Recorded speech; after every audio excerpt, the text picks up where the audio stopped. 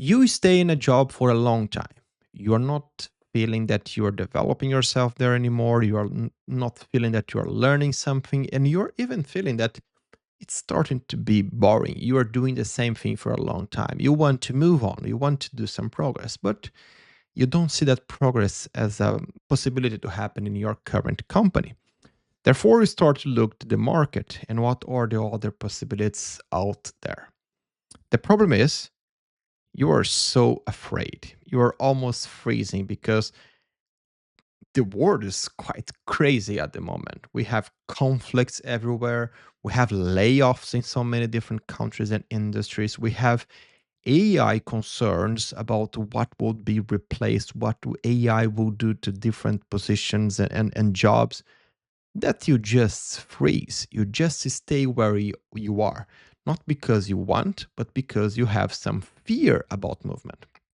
Americans name it and they are calling it job hugging, which is basically holding your job, not because it is good, not because you want, as I said, but because living is so scary right now. Let's talk about that with some data.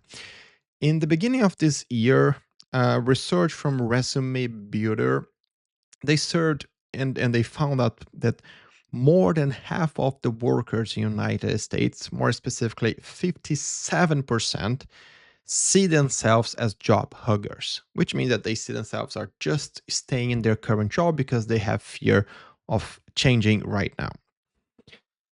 I- in During pandemic, if you remember, we had a lot of movements of people changing jobs, and for some reason, in a very bad moment for the road from what was happening in the road, people were doing movements and they were able to even raise their salaries during this movement. But the moment that we are living right now is different. We have companies calling to come back to the office. We have new policies coming. We have, as I said, AI, and people are being afraid of making those movements because they are not sure that changing will be a good idea for them. So they just hug to the job they have right now. And in June 2026, quite recently, Robert Half saw that almost half of professionals are already planning to look to a new job. So people are at least looking to the market. Majority, at least the same research that is saying that people are afraid to change, is showing us that people are looking to the job market. They see that there is something out there they could look for their careers, but still they are afraid. And of course, there's a lot of things we can reflect here, but for me, the main one is about ownership of our careers. Because I know very well there are moments where we want to be a little bit more protective, a little bit more, let's say, conservative with our movements. Sometimes in life, you have like a big change from your personal side, like you have kids, for example, coming. You are doing a big change in your life. You're moving to a new country, for example. You want at some points on your career to be more, feel at least stable, and stay in the company you are, stay in the job you are. It doesn't mean that you are stable, but at least bring this feeling of more conservative because you are not risking by yourself. You are not taking the lead of the movement. The problem is that everything always has a price, has pros and cons. You stay with your company and maybe you lose some opportunity, which can also be the truth on the opposite. You leave your company and maybe you lose a good internal opportunity to grow. So it's impossible to know what is going to happen. And exactly because it's not possible to know what is going to happen, that my reflection it's about career ownership. Because we can make mistakes in our career. That's part of the game. That's part of building a successful career. You do some movements, you made some mistakes, you learn with that, hopefully. But the problem is the attitude.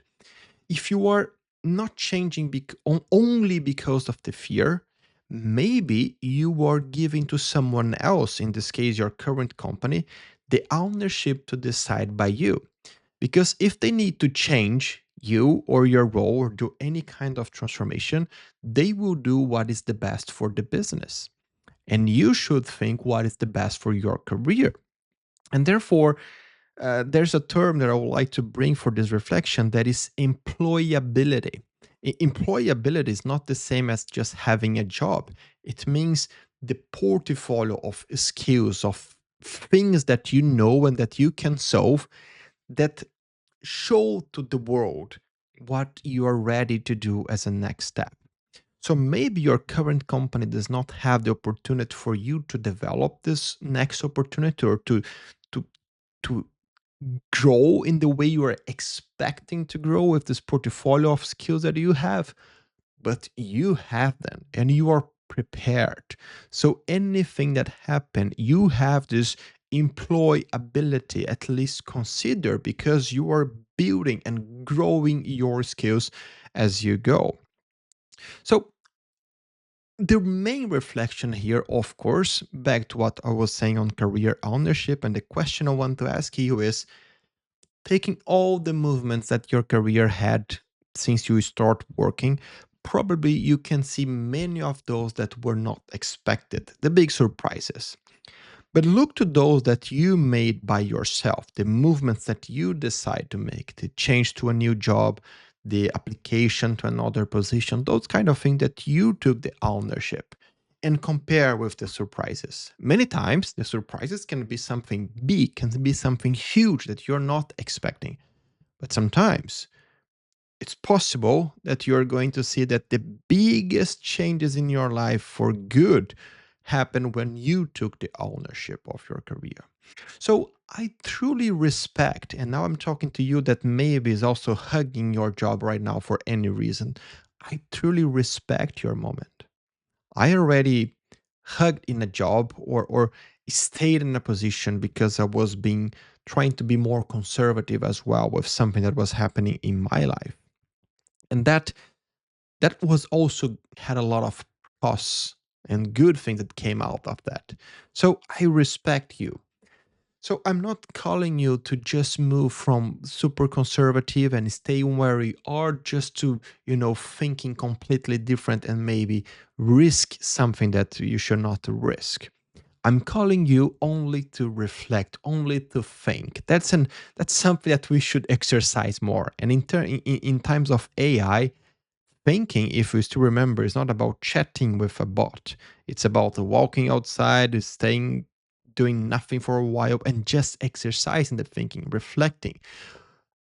Are you doing what you do right now because you want and you see that there's a good connection to where you want to be in the future? Or are you just walking without direction?